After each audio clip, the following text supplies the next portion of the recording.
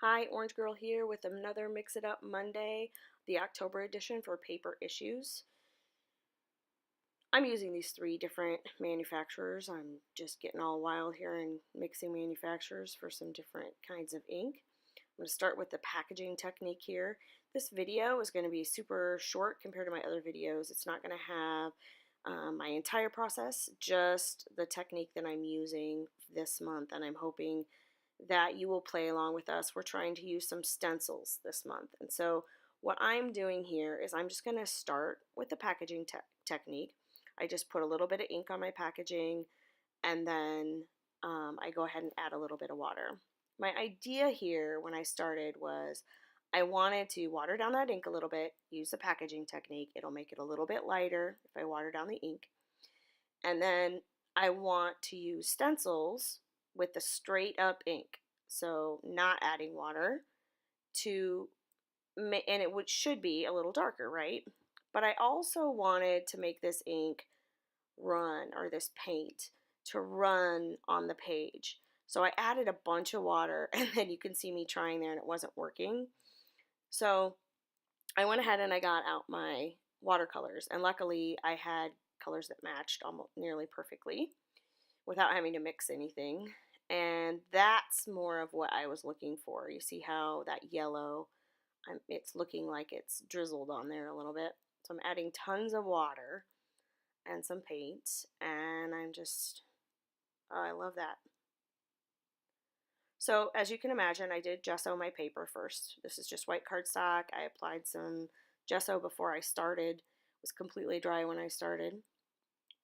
Look at all that extra water I'm adding, and there we go. That's exactly the look I was looking for. I wanted to have this kind of a base.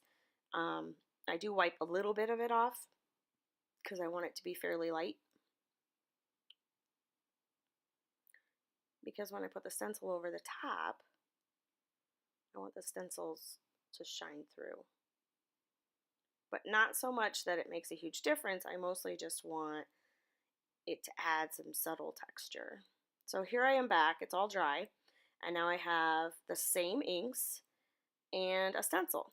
And I'm just trying to get in all those little squares with my ink. And I'm using blue on blue, and I'll use yellow on yellow and red on red. And the main reason, it's kind of a pink really, but the main reason that I'm doing that is because I just want a little bit of a difference, not a stark difference, just to add a little texture, just like that. Now, as another added technique, I'm going to take my stencil, spray water on it, and now I'm going to use it as a stamp. So this was the plan. This is what I wanted to start with. The only thing that didn't really work was that my initial packaging technique, I just couldn't get enough water on there to make it work, so I had to add watercolor. So the challenge this month is to use stencils. You can see how that looks. I love the way that looks. The challenge this month is to use stencils. Use stencils.